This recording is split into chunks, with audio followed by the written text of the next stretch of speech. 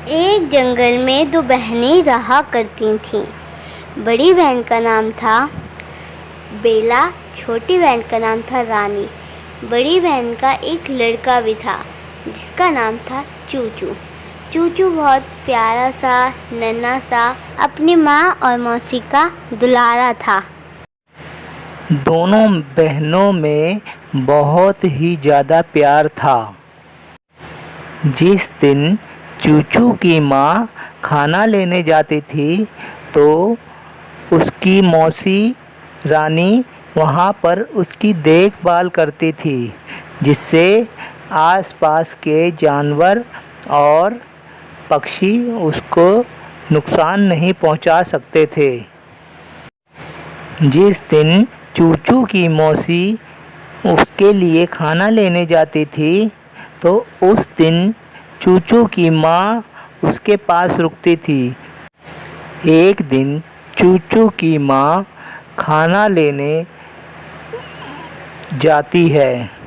वह उसको पास में कहीं भी खाना नहीं मिलता, जिससे चूचू की माँ बेला बहुत परेशान हो जाती है।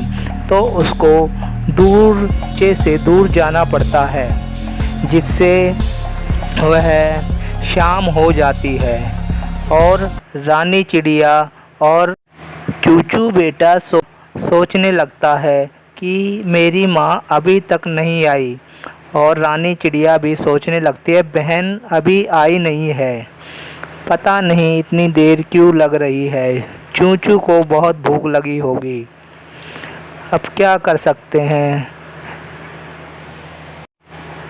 अब इंतज़ार करते करते रानी चिड़िया को पूरी रात बीत जाती है और पूरा दिन बीत जाता है।